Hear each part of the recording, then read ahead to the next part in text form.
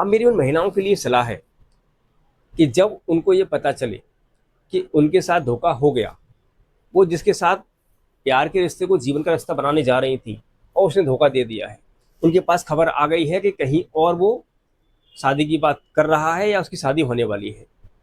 ऐसी कंडीशन में पहली बात तो होपलेस ना हो, इस तरह की टेंशन ना लें और ज़्यादा हाइपर होने की कोशिश ना करें। मैटर को शांति के साथ सुलझाया जा सकता है। अब शांति के साथ सुलझाने का ये मतलब बिल्कुल नहीं है कि आप उस लड़के से प्यार से बात करेंगी या उसके घर वालों से बात करेंगी तो घर वाले मान जाएंगे या लड़का मान जाएगा। उसका शादी नहीं करने का तो पहले से प्लान था। अब आपके प्यार से समझाने से वो नहीं मानेगा। जैसे ही आपको ये खबर लगे कि संबंधित व्यक्ति मुझे धोखा दे रहा है, मुझे इग्नोर कर रहा है और फ़ोन कॉल नहीं उठा रहा है और संपर्क आपसे लगभग बंद कर दिया है, तो समझ लीजिए खतरे की घंटी बज चुकी है और वो अब आपसे अपना पीछा छुड़ाने का प्रयास कर रहा है। ऐसी स्थिति में तत्काल जाइए अपने लोकल थाने में और जाकर उसके खिलाफ एक शिकायत दीजिए। शिकायत में प्रयास कीजिए सारी बातें सच कही जाएं। झूठ के पाँव नहीं होते, सच बोलेंगे आखिरी तक सच ही रहेगा। उस व्यक्ति के द्वारा आपके साथ शादी का धोखा दिया गया और शादी का वादा कर कर आपसे संबंध बनाए गए। ऐसी कंडीशन में आपके पास और कोई उपाय नहीं है थाने में शिकायत करने के अलावा। जिस दिन आप थाने में शिकायत करेंगे, थाने वाले तत्काल उस व्यक्ति को खबर कर देंगे कि भाई आपकी जो महिला मित्र है थाने में शिकायत करने आई है, आकर इसको रोक लो नहीं तो हम एफआईआर दर्ज कर देंगे। इन परिस्थितियों में लड़का तत्काल आएगा, आपको मनाएगा और आपसे एक कंप्रोमाइज़ की एप्लीकेशन लिखवा के थाने में जमा करवा देगा। अब क्योंकि आप उससे कहीं ना कहीं पहले प्यार मोहब्बत करती थी तो अपनी एफआईआर को आगे नहीं बढ़ाएंगी और कंप्रोमाइज़ कर लेंगी। ये आपकी सबसे बड़ी गलती होगी। आपको थाने में कुछ भी लिखकर नहीं देना है जो भी कंप्रोमाइज़ से संबंधित हो, आपकी शिकायत वापस लेने से संबंधित हो। अगर लड़का आपको थाने में आके समझाता है शिकायत वापस ले लो, मैं आपसे शादी कर लूँगा, ऐसा अभी मैं प्रयास कर रहा हूँ, माता पिता को मनाने का प्रयास कर रहा हूँ, ये सब कोरा मायाजाल है। आप अपनी शिकायत पर अड़े रहिए और शिकायत कराकर ही मानना है। अगर वो कहता है नहीं नहीं मैं कुछ दिन रुक जाओ, तो आप अपनी शिकायत को वापस मत लीजिए। उन पुलिस वालों को बोलिए कि सर आप रोक के रखिए और उसको बोलिए कि शादी आपको आज ही करनी होगी,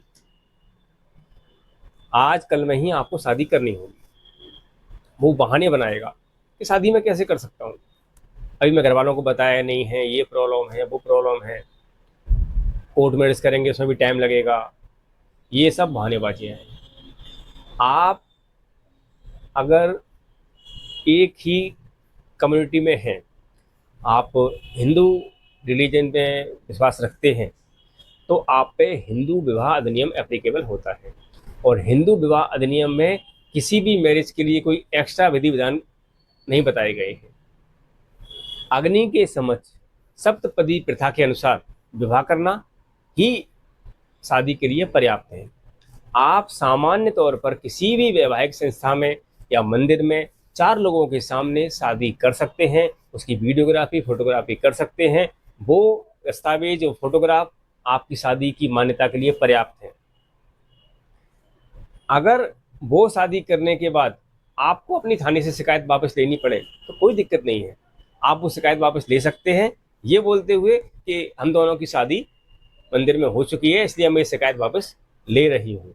ऐसी परिस्थिति भी ना हो, थाने में आपने शिकायत दी पर आपकी एफआईआर नहीं लिखी जा रही है, लड़के ने भी कह दिया तो उस पर जो बने कर ले, तेरी शिकायत पे हम ध्यान देने वाले नहीं हैं।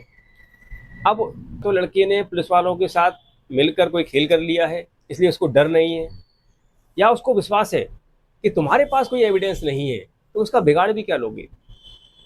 यहाँ आपके लिए बड़ा महत्वपूर्ण हो जाता है आपकी एफआईआर दर्ज होना। थाने में शिकायत देने मात्र से आपका केस नहीं बनेगा। शिकायत के आधार पर प्रथम सूचना रिपोर्ट, फर्स्ट इंफॉर्मेशन रिपोर्ट यानी कि एफआईआर दर्ज होना आवश्यक है। आप थाने में शिकायत देने के एक दिन बाद अगर आपको लगता है कि थाने वाले कोई सुनवाई नहीं कर रहे, उन्होंने आपको दोबारा कॉल करके बुलाया तक नहीं, तो आप संबंधित क्षेत्र के जिले के एसपी के पास जाकर अपनी शिकायत करें। एसपी को बताएं कि थाने में मेरी कोई सुनवाई नहीं हो रही है, महिला के विरुद्ध अपराध हो रहा है, उसके संबंध में थाने वाले कोई कार्रवाई नहीं कर रहे हैं। एसपी के पास जब आप अपनी कंप्लेंट देंगे तो आपकी शिकायत 100% दर्ज होगी, और आपकी एफआईआर एक बार सेक्शन 69 में दर्ज हो गई तो लड़के को मजबूरी में आके आपसे शादी करनी पड़ेगी, उसके पास दूसरा ऑप्शन नहीं होगा। ये हो सकता है कि मेडिकल एविडेंस ना होने की वजह से या कोई दूसरी समस्याओं की वजह से आपके पास कोई केस के पुख्ता प्रमाण नहीं है, पर ये प्रमाणों की कमी आपकी एफआईआर को नहीं रोक पाएगी और आपकी एफआईआर जरूर दर्ज होगी।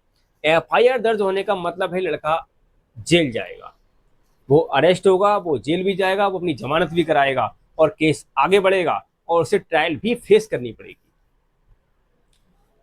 एविडेंस की कमी की वजह से हो सकता है आखिरी में जाकर वो बरी हो जाए, वो एक अलग बात है, पर जो मानसिक शारीरिक परेशानी उसने आपको दी, जो आपके जीवन में उसने दाग लगाया, उसका कुछ तो खामियाजा उसको उठाना ही चाहिए।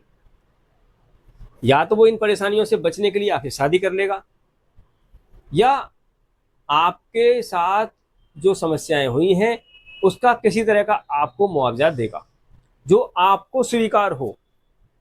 बिना आपकी मर्जी के ना तो ये केस खत्म होगा और ना ही उसकी परेशानियां। इसलिए एफआईआर दर्ज कराने के लिए जी जान लगा दीजिए और आपकी एफआईआर दर्ज होगी, ये मेरा विश्वास है। अगर आपको लग रहा है पुलिस वाले आपकी बात नहीं सुन रहे, एसपी भी आपकी बात नहीं सुन रहा है, आप ऊपर के अधिकारियों को रिटर्न में शिकायत दीजिए। वहाँ भी नहीं हो रहा तो आप सीएम हेल्पलाइन को कॉल कीजिए, पर यह कार्रवाई बहुत शीघ्रता के साथ करनी है, इसमें बिल्कुल भी डिले नहीं करना है।